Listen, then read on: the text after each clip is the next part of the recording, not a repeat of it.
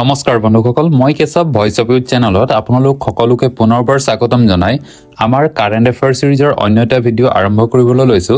বন্ধুসকল, আমি কাৰেণ্ট এফেয়াৰ্ছৰ সিৰিজত এই ভিডিঅ'সমূহত ইংৰাজীৰ লগতে অসমীয়া ভাষাটো বুজাবলৈ চেষ্টা কৰিছো যাতে আপোনালোকৰ সুবিধা হওক।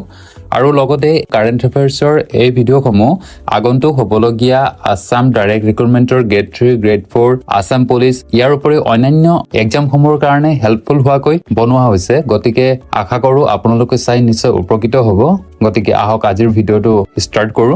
আজিৰ প্ৰথমটো কুৱেশ্যন হৈছে, what was the primary reason for the creation of 4 new district by the Assam cabinet? Assam মন্ত্ৰীসভাই 4খন নতুন জিলা গঠন কৰাৰ প্ৰধান কাৰণ কি আছিল? অপশ্যনসমূহৰ ভিতৰত শুদ্ধ উত্তৰটো হৈছে option B, enhancing decentralization of governance and better convergence of line departments. শাসন ব্যৱস্থাৰ বিকেন্দ্ৰীকৰণ আৰু লাইন বিভাগসমূহৰ উন্নত অভিকৰণ বৃদ্ধি কৰা। মুখ্যমন্ত্ৰী হিমন্ত বিশ্ব শৰ্মাৰ নেতৃত্বত অসম কেবিনেটে শাসন ব্যৱস্থাৰ বিকেন্দ্ৰীকৰণ আৰু লাইন বিভাগসমূহৰ উন্নত অভিকৰণ বৃদ্ধিৰ বাবে 4খন নতুন জিলা গঠন কৰিছিল। এই 4খন জিলা হৈছে বজালী, বিশ্বনাথ, হোজাই আৰু তামুলপুৰ। আনহাতে কেবিনেটে 24খন জিলাৰ অন্তৰ্গত নতুনকৈ নিৰ্ধাৰিত 81খন মহকুমাক কেইবাটাও নতুন কাৰ্যসূচী অৰ্পণ কৰাৰ সিদ্ধান্তও গ্ৰহণ কৰিছিল। ইয়াৰ পিছৰটো কুৱেশ্যন হৈছে, What was the purpose of the Assam Startup Festival 2023? Asom startup festival 2023ৰ উদ্দেশ্য কি আছিল? অপশ্যনসমূহৰ ভিতৰত শুদ্ধ উত্তৰটো হৈছে option B, showcase innovative products and services. উদ্ভাৱনীমূলক সামগ্ৰী আৰু সেৱাসমূহ প্ৰদৰ্শন কৰা। অঞ্চলটোৰ বিভিন্ন ষ্টাৰ্টআপৰ উদ্ভাৱনীমূলক সামগ্ৰী আৰু সেৱাসমূহ প্ৰদৰ্শনৰ বাবে অসম চৰকাৰে 23 আগষ্টৰ পৰা 25 আগষ্টলৈ অসম ষ্টাৰ্টআপ ফেষ্টিভেল 2023ৰ আয়োজন কৰিছিল। এই মহোৎসৱৰ প্ৰধান লক্ষ্য আছিল নতুন বজাৰ আৰু বৃদ্ধিৰ সুযোগ মুকলি কৰা আৰু অসমৰ ব্যৱসায়িক পৰিৱেশ গঢ় দিব পৰাকৈ সহযোগিতাক উৎসাহ যোগোৱা। 2019 চনৰ জুন মাহত আৰম্ভ হোৱা অসম ষ্টাৰ্টআপ পদক্ষেপে ৰাজ্যখনৰ ষ্টাৰ্টআপ ইক'চিষ্টেমক বহু পৰিমাণে উৎসাহ যোগাই আহিছে। ইয়াৰ পিছৰটো কুৱেশ্যন হৈছে, what is the purpose of Khel Maharan organized by the Assam government? Asom চৰকাৰে আয়োজন কৰা খেল মহাৰণৰ উদ্দেশ্য কি? অপশ্যনসমূহৰ ভিতৰত শুদ্ধ উত্তৰটো হৈছে অপশ্যন বি, তৃণমূল পৰ্যায়ত ক্ৰীড়া প্ৰতিভা চিনাক্তকৰণ কৰা আৰু তেওঁলোকক উৎসাহ যোগোৱা। অসম চৰকাৰে তৃণমূল পৰ্যায়ত ক্ৰীড়া প্ৰতিভা চিনাক্তকৰণ আৰু উৎসাহ যোগোৱাৰ বাবে 1 নৱেম্বৰৰ পৰা 10 জানুৱাৰীলৈ খেল মহাৰণৰ আয়োজন কৰিছে। 50 লাখতকৈ অধিক খেলুৱৈয়ে 5টা ক্ৰীড়া শাখাত অংশগ্ৰহণ আৰু প্ৰতিযোগিতাত অংশগ্ৰহণ কৰিছিল। এথলেটিক্স, ফুটবল, কাবাডী, ভলীবল আৰু খো-খো আছিল এই 5বিধ ক্ৰীড়া। গুৱাহাটী, ডিব্ৰুগড়, শিলচৰ, কোকৰাঝাৰ আৰু ডিফুত অনুষ্ঠিত হৈছিল এই ৰাজ্যিক পৰ্যায়ৰ গেমছ। ইয়াৰ পিছৰটো কুৱেশ্যন হৈছে, what is the proposed location for the national centre of excellence for badminton? বেডমিণ্টনৰ বাবে ৰাষ্ট্ৰীয় উৎকৃষ্টতা কেন্দ্ৰ স্থাপনৰ বাবে প্ৰস্তাৱিত স্থান কি? অপশ্যনসমূহৰ ভিতৰত শুদ্ধ উত্তৰটো হৈছে অপশ্যন ডি, নৰ্থ গুৱাহাটী, উত্তৰ গুৱাহাটী। অসম চৰকাৰে উত্তৰ গুৱাহাটীত বেডমিণ্টনৰ বাবে ৰাষ্ট্ৰীয় উৎকৃষ্টতা কেন্দ্ৰ স্থাপনৰ পৰিকল্পনা কৰিছে। সমগ্ৰ ভাৰতৰ যুৱ বেডমিণ্টন খেলুৱৈসকলৰ ক্ষমতাক উৎসাহ যোগোৱাৰ লগতে তেওঁলোকে যাতে ইয়াত থকা সুবিধাসমূহ ব্যৱহাৰ কৰিব পাৰে সেইটো ইয়াত সুবিধা দিয়া হৈছে। লগতে ইয়াত বিশ্বমানৰ সুবিধা উপলব্ধ থাকিব। অসম চৰকাৰ আৰু ভাৰতীয় বেডমিণ্টন সন্থাৰ মাজত 25 বছৰৰ বাবে কেন্দ্ৰৰ এই বুজাবুজি চুক্তি স্বাক্ষৰিত হৈছে আৰু ই প্ৰত্যেক 10 বছৰৰ মূৰে মূৰে নৱীকৰণ হ'ব। ইয়াৰ পিছৰটো কুৱেশ্যন হৈছে, what is the purpose of the Assam Anand marriage registration rules 2023? Asom Anand বিবাহ পঞ্জীয়ন নিয়ম 2023ৰ উদ্দেশ্য কি? অপশ্যনসমূহৰ ভিতৰত শুদ্ধ উত্তৰটো হৈছে option C, registration of Sikh marriages in Assam. অসমত শিখ বিবাহৰ পঞ্জীয়ন। অসমৰ শিখ সম্প্ৰদায়ৰ ৰীতি নীতিৰ স্বীকৃতিৰ চিনস্বৰূপে অসম আনন্দ বিবাহ পঞ্জীয়ন নিয়ম 2023 প্ৰণয়ন কৰাৰ সিদ্ধান্ত লৈছে অসম চৰকাৰে।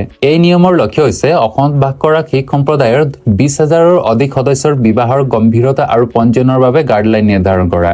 1909 চনৰ আনন্দ বিবাহ আইন অনুসৰি গম্ভীৰ বিবাহক বৈধতা প্ৰদান কৰে।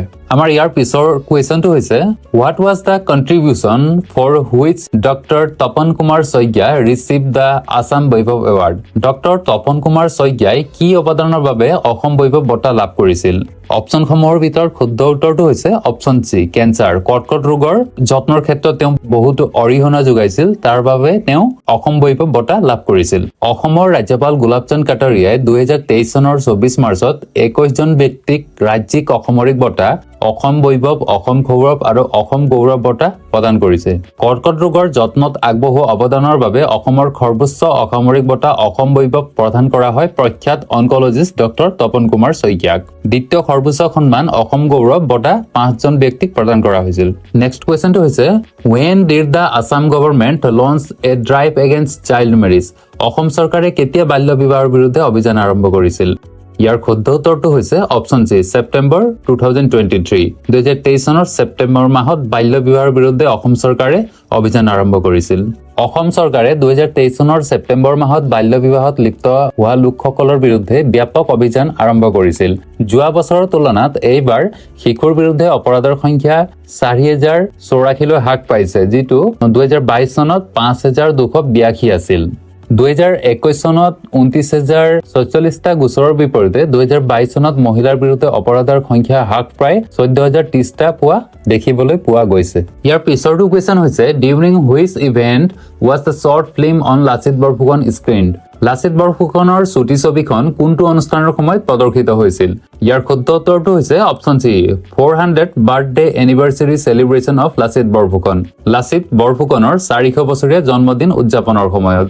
অসম চৰকাৰে জিঅ' চিনেমাৰ সৈতে অংশীদাৰিত্ব কৰি ভাৰতৰ অন্যতম শ্ৰেষ্ঠ সামৰিক বীৰ লাচিত বৰফুকনক লৈ এখন চুটি ছবি প্ৰদৰ্শিত কৰিছিল। লাচিত বৰফুকনৰ 400 সংখ্যক জন্মদিন উদযাপনৰ সময়ত ভাৰতৰ মাননীয় প্ৰধানমন্ত্ৰী নৰেন্দ্ৰ মোদীৰ উপস্থিতিত এই ছবিখন প্ৰদৰ্শিত হৈছিল। লাচিত বৰফুকন আছিল অসম আহোম ৰাজ্যৰ এজন বিখ্যাত সেনাপতি। ইয়াৰ পিছৰ কুৱেশ্যনটো হৈছে How many beneficiaries were part of the গৃহ প্ৰৱেশ ceremony under PMAYG? PMAYGৰ অধীনত গৃহ প্ৰৱেশ অনুষ্ঠানত কিমানজন হিতাধিকাৰীৰ অংশ আছিল বা অংশ লৈছিল? PMAYGৰ ফুল ফৰ্মটো হৈছে প্ৰধানমন্ত্ৰী আৱাস যোজনা গ্ৰামীণ। ইয়াৰ শুদ্ধ উত্তৰটো হৈছে অপচন চি, 3.06 লাখ। অসমৰ মুখ্যমন্ত্ৰী ডক্টৰ হিমন্ত বিশ্ব শৰ্মাই প্ৰধানমন্ত্ৰী আৱাস যোজনা গ্ৰামীণৰ অধীনত 3.06 লাখ হিতাধিকাৰীৰ বাবে গৃহ প্ৰৱেশ অনুষ্ঠানৰ শুভাৰম্ভ কৰিছিল।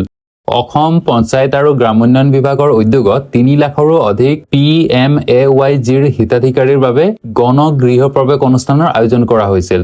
2024 চনৰ 15 ফেব্ৰুৱাৰীৰ ভিতৰত আৰু 6 লাখ পৰিয়ালৰ বাবে চৰকাৰে গৃহ প্ৰৱেশ কৰাৰ সম্ভাৱনা আছে। নেক্সট কুৱেশ্যনটো হৈছে what is the purpose of সুগম টু দুৰ্গম স্কিম লঞ্চ বাই আছাম গভৰ্ণমেণ্ট? অসম চৰকাৰে আৰম্ভ কৰা সুগমৰ পৰা দুৰ্গমলৈ আঁচনিৰ উদ্দেশ্য কি? ইয়াৰ শুদ্ধ উত্তৰটো হৈছে option B, improving citizen centric governance, নাগৰিক কেন্দ্ৰিক শাসন ব্যৱস্থা উন্নত কৰা।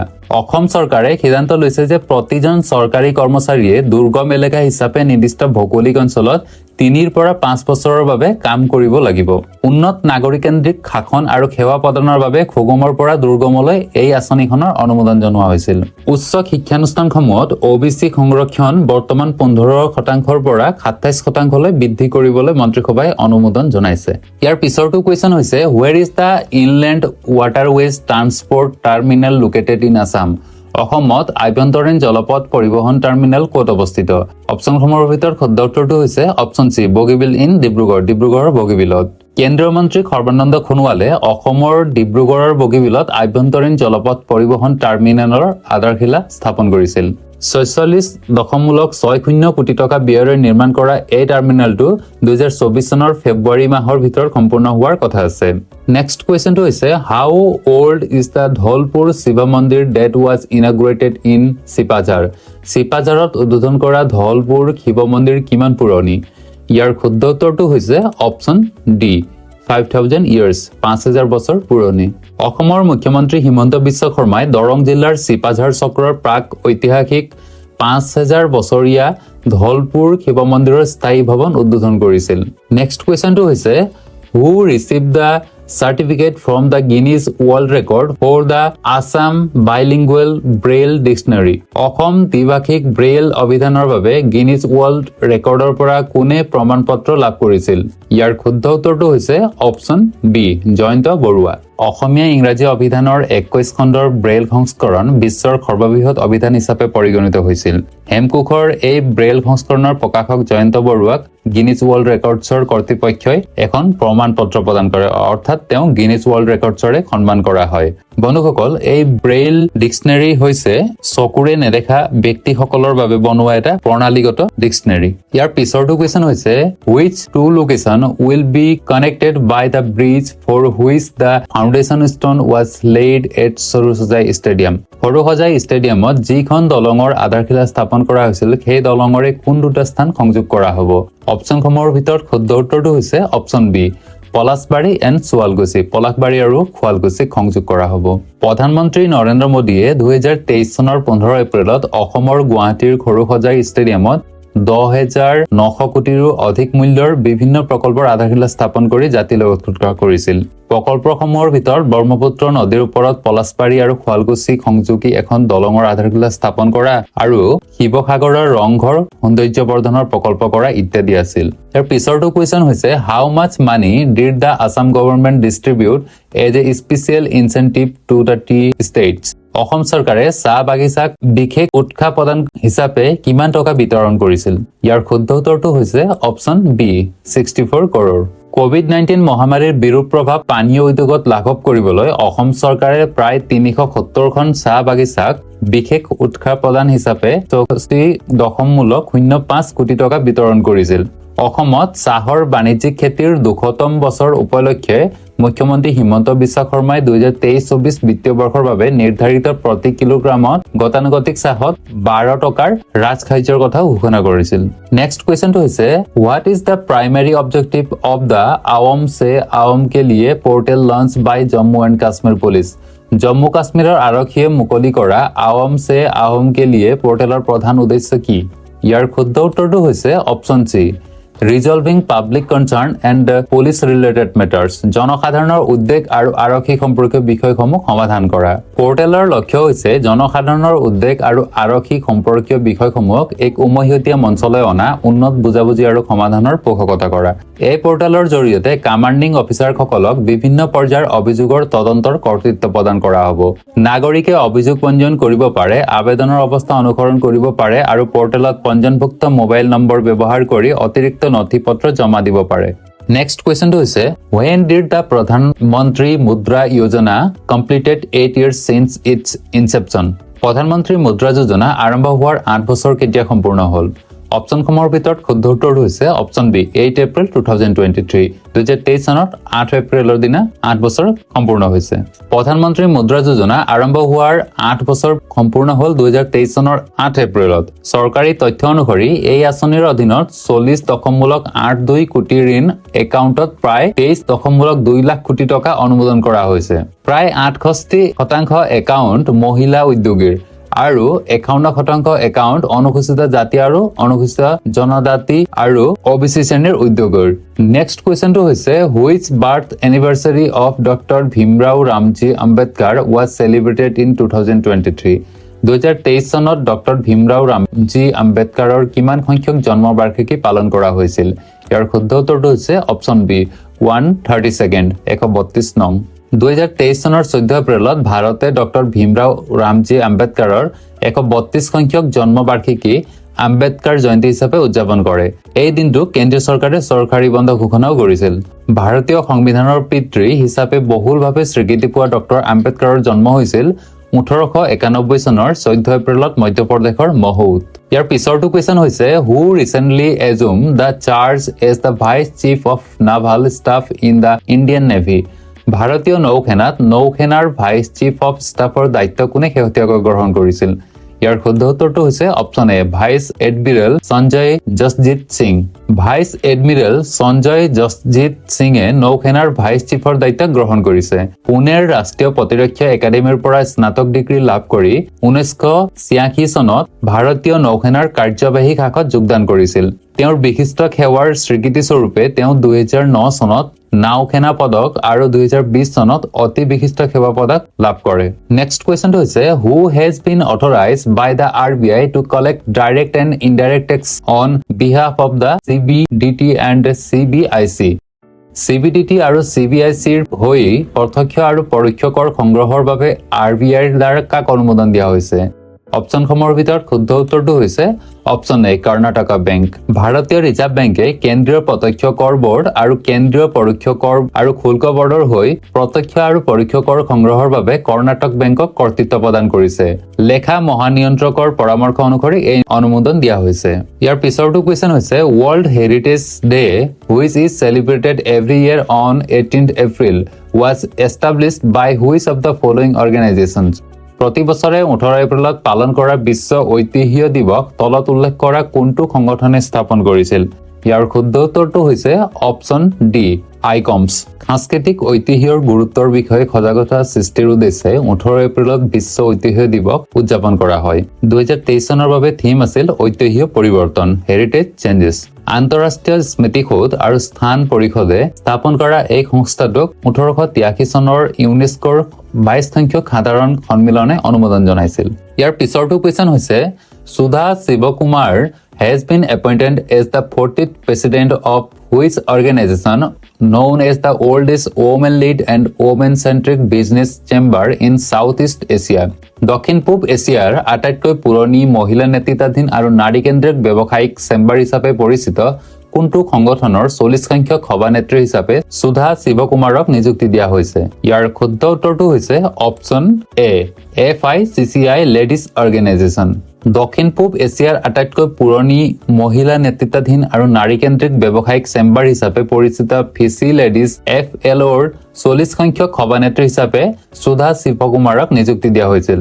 এই নিযুক্তি 39 সংখ্যক বাৰ্ষিক অধিৱেশনৰ সময়ত দিয়া হৈছিল। ইয়াৰ পিছৰটো প্ৰশ্ন হৈছে which founding anniversary of the world health organisation was marked on the ocean of world health day 2023? 2023 চনৰ বিশ্ব স্বাস্থ্য দিৱস উপলক্ষে বিশ্ব স্বাস্থ্য সংস্থাৰ কোনখন প্ৰতিষ্ঠা বাৰ্ষিকী পালন কৰা হয়? ইয়াৰ শুদ্ধ উত্তৰটো হৈছে অপচন চি 75th। বিশ্বজুৰি স্বাস্থ্য সম্পৰ্কীয় বিষয়সমূহৰ সজাগতা বিয়পোৱাৰ বাবে প্ৰতি বছৰে 7 এপ্ৰিলত বিশ্ব স্বাস্থ্য দিৱস পালন কৰা হয়। 7 এপ্ৰিল 1948 চনত বিশ্ব স্বাস্থ্য সংস্থা প্ৰতিষ্ঠা কৰা হয়। ইয়াৰ 75 বছৰীয়া প্ৰতিষ্ঠা বাৰ্ষিকী এইবাৰ পালন কৰা হৈছিল। 2023 চনৰ বিশ্ব স্বাস্থ্য দিৱসৰ বিষয়বস্তু হৈছে সকলোৰে বাবে স্বাস্থ্য হেল্থ ফৰ অল, য'ত জনস্বাস্থ্যৰ সফলতাৰ ওপৰত গুৰুত্ব আৰোপ কৰা হৈছে যি জীৱনৰ মান উন্নত কৰিব। ইয়াৰ পিছৰ কুৱেশ্যনটো হৈছে who has been appointed as the chairperson of the 16th finance commission of India? ভাৰতৰ 16th ফাইনেন্স কমিশ্যনৰ অধ্যক্ষ হিচাপে কাক নিযুক্তি দিয়া হৈছে? ইয়াৰ শুদ্ধ উত্তৰটো হৈছে অপচন বি অৰবিন্দ পানাগাৰিয়া। ভাৰত চৰকাৰে ভাৰতৰ ৰাষ্ট্ৰপতিৰ অনুমোদন সাপেক্ষে সংবিধানৰ 280 ক অনুচ্ছেদ অনুসৰি 16 সংখ্যক বিত্ত আয়োগ গঠন কৰিছে। নীতি আয়োগৰ প্ৰাক্তন উপাধ্যক্ষ তথা কলম্বিয়া বিশ্ববিদ্যালয়ৰ অধ্যাপক ডক্টৰ অৰবিন্দ পানাগাৰিয়াক ইয়াৰ অধ্যক্ষ হিচাপে নিযুক্তি দিছে।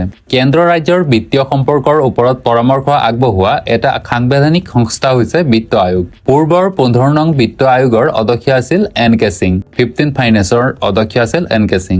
আজিৰ এই ভিডিঅ'ৰ শেষৰটো কুৱেশ্যন হৈছে সলিম দুৰানী হু passed away in April 2023 was the first Indian to receive the Arjun Award in 1961. 2023 চনৰ এপ্ৰিল মাহত মৃত্যু হোৱা সলিম দুৰানী আছিল প্ৰথম ভাৰতীয় যিয়ে 1961 চনত অৰ্জুন বঁটা লাভ কৰিছিল। তেওঁ কোন আছিল? সাংবাদিক, গায়ক, স্থাপত্যবিদ, ক্ৰিকেটাৰ? অপচনসমূহৰ ভিতৰত শুদ্ধ উত্তৰটো হৈছে তেওঁ এজন ক্ৰিকেটাৰ আছিল। Option D correct answer. গুজৰাটৰ জামনগৰত ভাৰতৰ প্ৰাক্তন অলৰাউণ্ডাৰ সলিম দুৰানীৰ 88 বছৰ বয়সত মৃত্যু হৈছে। 1960 চনৰ পৰা 1973 চনলৈ ভাৰতৰ হৈ 29খন টেষ্ট খেলি 1202 ৰান সংগ্ৰহ কৰি 75টা উইকেট দখল কৰিছিল। 1934 চনত কাবুল বৰ্তমানৰ আফগানিস্তানত জন্মগ্ৰহণ কৰি জামনগৰত তেওঁ ডাঙৰ দীঘল হৈছিল। সো বন্ধুসকল আজিৰ ভিডিঅ'টো ইমানতে সামৰণি মাৰিছো। ভিডিঅ'টো চাই কেনে পালে কমেণ্ট কৰি জনাবচোন আৰু যদি চাই ভাল পাইছে তেন্তে প্লিজ লাইক কৰিব আৰু লগতে শ্বেয়াৰ কৰিবলৈ নাপাহৰিব।